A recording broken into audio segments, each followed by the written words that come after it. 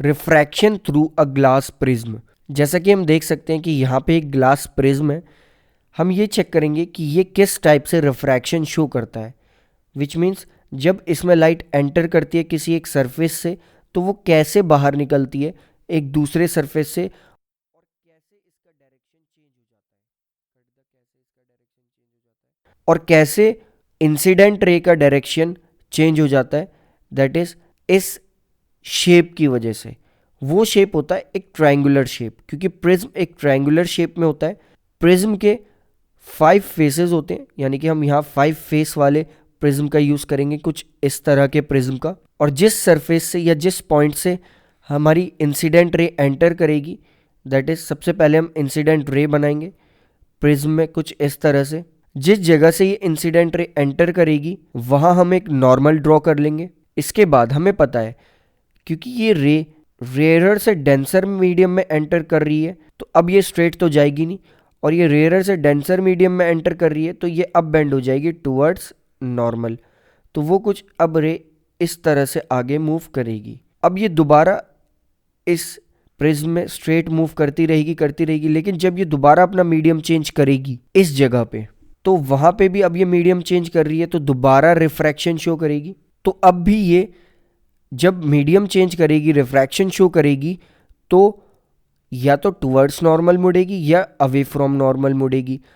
ये डिसाइड कैसे होगा, क्योंकि ये डेंसर से रेयरर मूव कर रही है तो ये अवे फ्रॉम नॉर्मल मूव करेगी। तो ये अवे फ्रॉम नॉर्मल मूव कर जाएगी और कुछ इस तरह से बाहर निकलेगी। सो ये थी हमारी स्टार्टिंग में इंसिडेंट रे। इसके बाद हमारी थी रिफ्रैक्टेड रे, एंड थर्ड रे हमारी आई एमरजेंट रे। यानी कि प्रिज्म में रे इंसिडेंट तो इस डायरेक्शन में हुई लेकिन बाहर निकली इस डायरेक्शन में, विच मीन्स इन दोनों के बीच का एंगल होगा that is angle of deviation. ये एंगल किस किस के बीच का होगा, दैट इज इंसिडेंट रे की डायरेक्शन और एमरजेंट रे की डायरेक्शन के बीच का एंगल।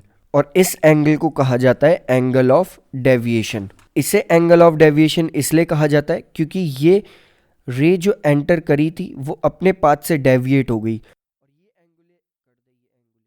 और ये एंगल कैलकुलेट करता है कि ये रे कितने एंगल से अपने पाथ से डेविएट हुई है।